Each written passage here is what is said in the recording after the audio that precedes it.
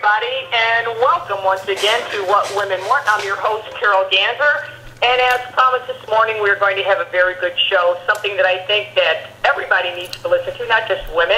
In particular, if you have children, grandchildren, nieces, nephews that go to school, I have an expert that's going to discuss the big problem that just becomes even bigger now, and that is bullying in school. So welcome, if you would, Joe Wojcik. Joe, how are you? I'm doing great, Carol. How about yourself? You know what? I can't complain, and that's a good thing to say. I hear you. As long as you get up every morning and you're breathing, you got half a chance. It's a plus. It's a plus. Every day above ground's a plus. That's how I look at it. Exactly. I see from your bio that they call you Joe the Biker. Right. Well, that's an interesting persona that I use when I go into the schools. I am a bullying expert, but one of the things I found in the past is children really resonate with this rough, tough facade, and I do rap music. So I actually create an atmosphere that children are willing to open up a dialogue with me and respond to me. They listen to my message, and I use that persona as that tool in order to get their attention. Now, how long have you been doing this, Joe? Well, I've been in the classrooms for over 5 years now and been in front of some over 100,000 students. God bless you. So you go everywhere then, right? I do. Throughout New England. Now I'm working in the Florida area, but I've been to many other states. That's wonderful. I'm a retired police officer, and I was the DARE officer in schools in the local community where I was on the force. Okay. And saw a lot of this, and I had a pretty rough and tough persona too. A lot of the kids would see me coming when they start doing it. Stop. Well, they probably run away. Yeah, I could bring humor into it too, which is one of the things you have to have. You have to have some humor where you can bring some lightness into the situation. So tell me, what are some of the signs you think that a child at home, that a child is being bullied? How could we tell? Well, there's some very obvious ones. Ones where a child comes home with bruises or their materials damaged, school bags are ripped, something of that nature, and they can't really readily explain off the incidents. That's an immediate flag that's very obvious. But there are different types of subtle signs too, where children all of a sudden start to withdraw. They may not communicate a lot with their parents. They may not even take the same way home from school every day, or possibly not even have friends come over to the house. These are kind of subtle signs that something is happening in that child's life that's causing them to act up, and it's a flag to pursue. Absolutely. And you know what? I would say that some people think this is only an elementary school issue. It's all 12 grades.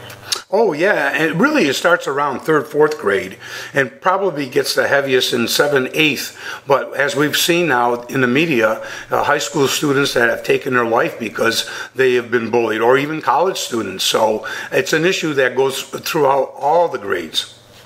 Absolutely, and it's something that we as adults, I don't care if you're the parent, grandparent, neighbor, whatever, it's something that we all need to be attentive to try to help these young people be able to cope with it. Here's what I hear classically. We all went through this at school. You just need to suck it up. You know, classic guy thing. They'll say, just suck it up. But you know what? It is much, my opinion, you tell me what you think. I think it's much more pervasive and damning, and lack of a better word, than it was when we were growing up because of the internet.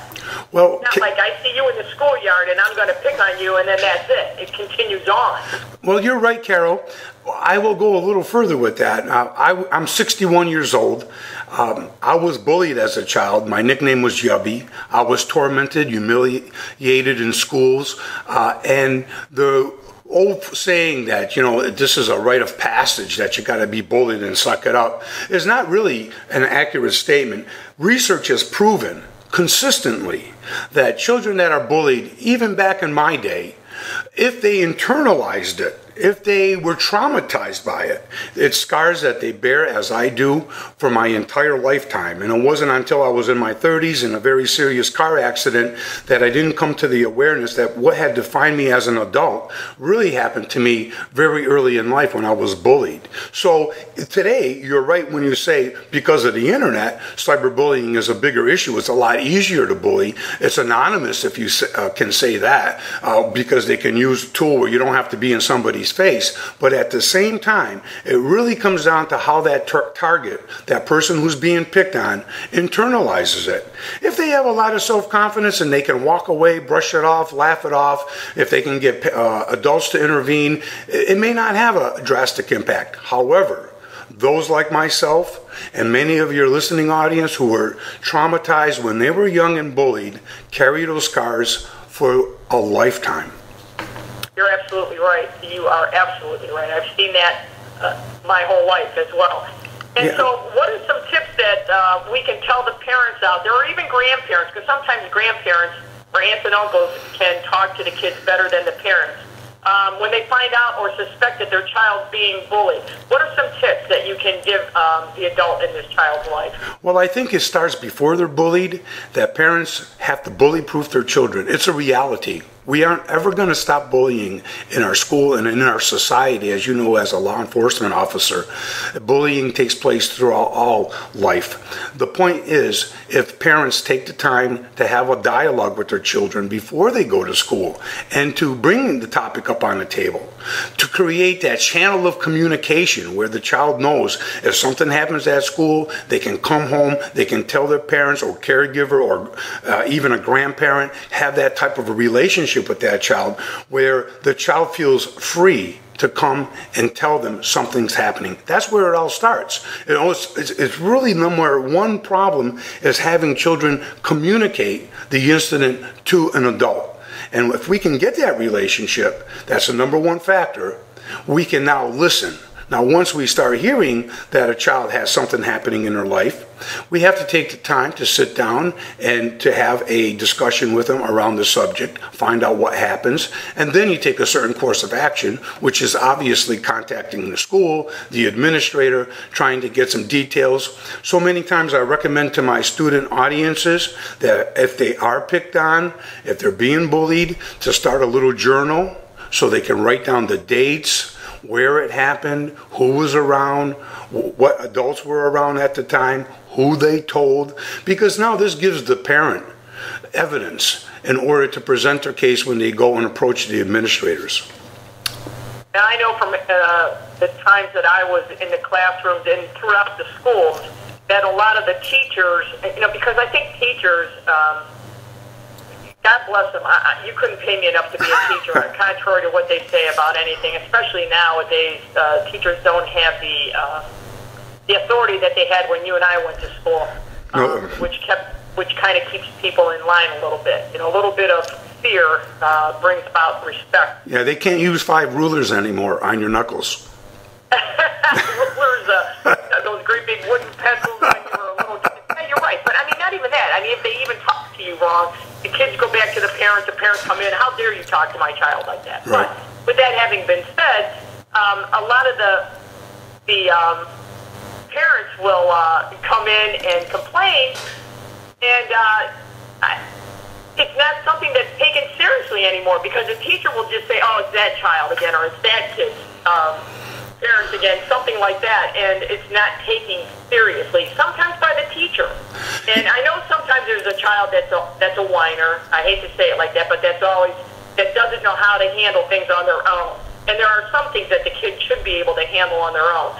And sometimes the teachers don't take it seriously, and that's unfortunate. So what advice can you give the parents about that situation? Well, number one, it's really relative to the school system and the school culture. I've been into hundreds and hundreds of schools, and I've seen such a varied, different attitude towards bullying in schools. There are schools that have zero tolerance, and there are many a teacher that feels the same way. They're very proactive around it.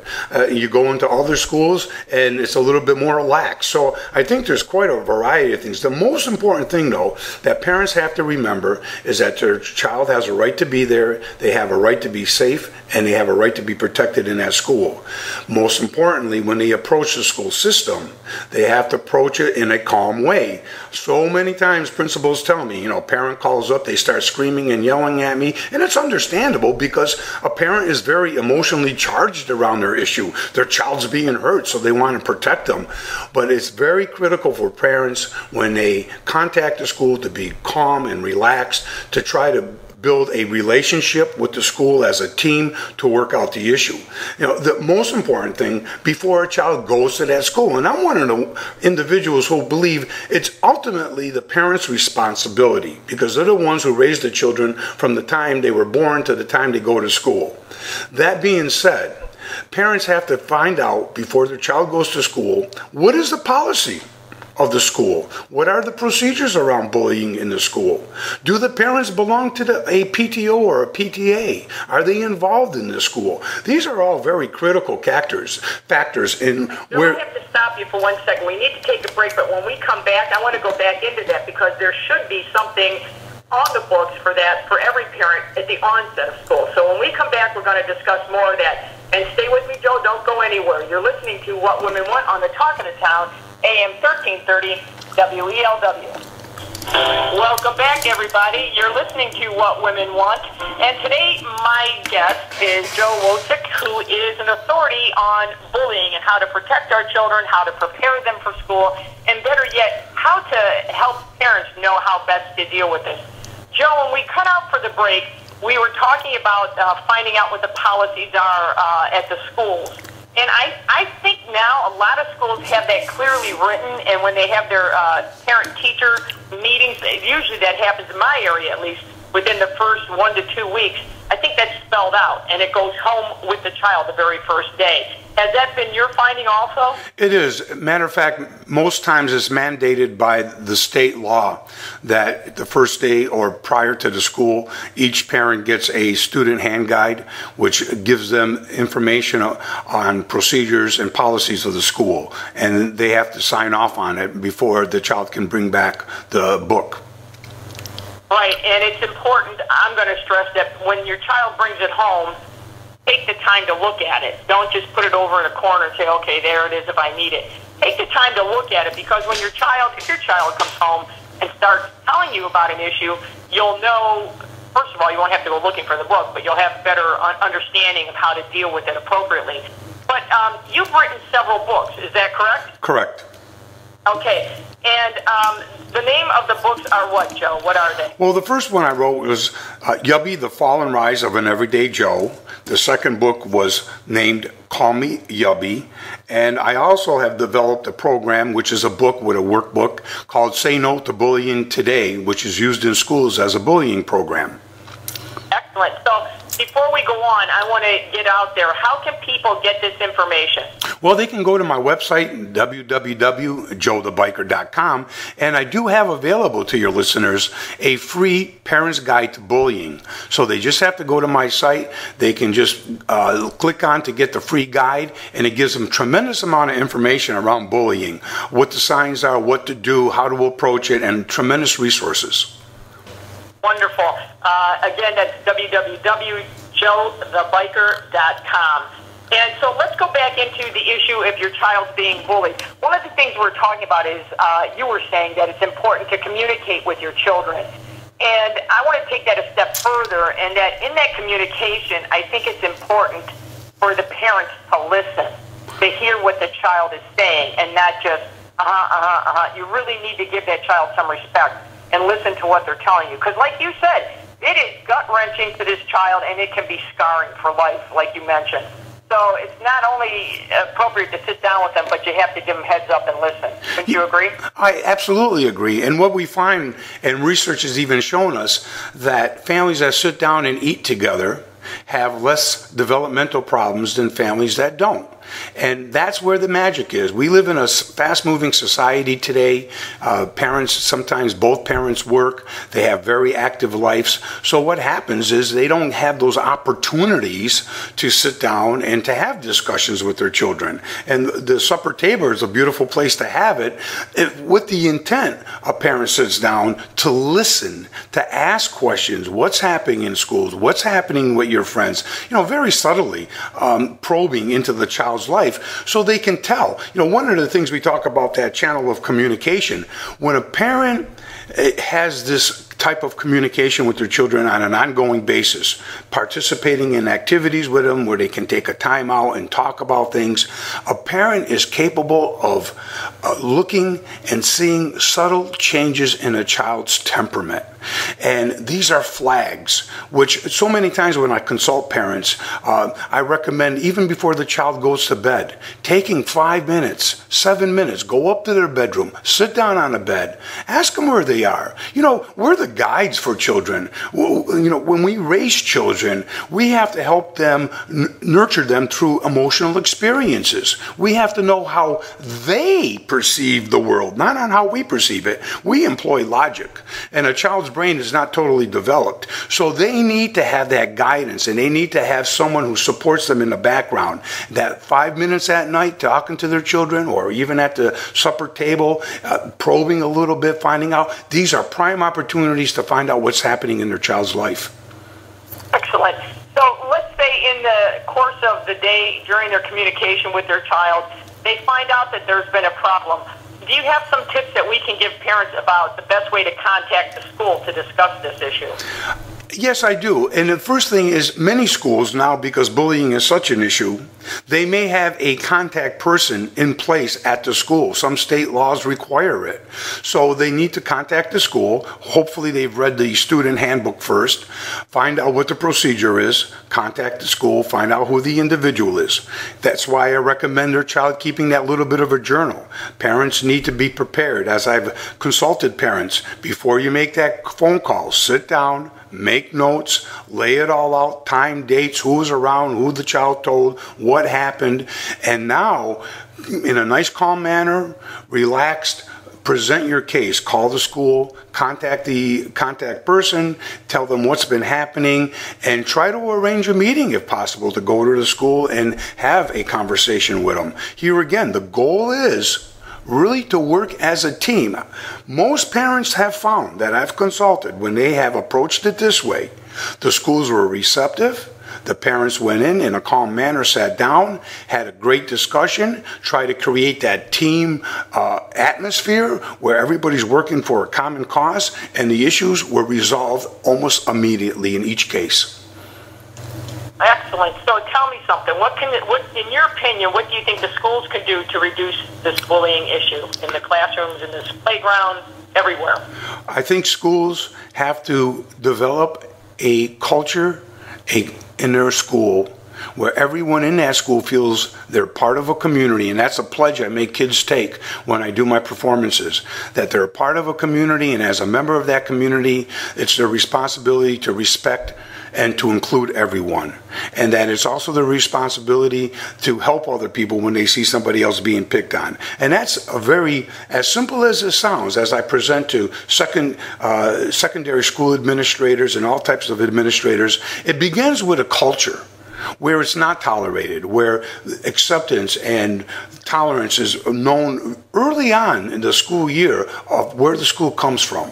And then when they start identifying individuals, and that's where the teachers come in, there are certain types of students that go to school that have certain attitudes, certain types of actions and behaviors, which immediately identify them as potential bullies. And if a school identifies those students and try to use their energy in a positive way, they can change the course of their behavior in the school year.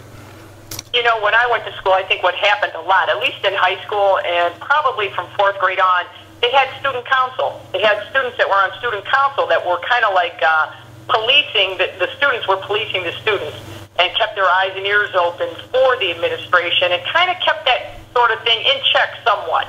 And I don't know if they still do that, but if they don't, they need to have something like that in the bully system. Joe, I want to thank you so much for joining me today. Again, if my listeners have an interest in finding out more and downloading that guide that he had, go to joethebiker.com, www.joethebiker.com, and do something to help the children in our lives so that they can be stronger and not have to put up with this. Joe, thank you so much. Carol, thank you so much for having me on your show.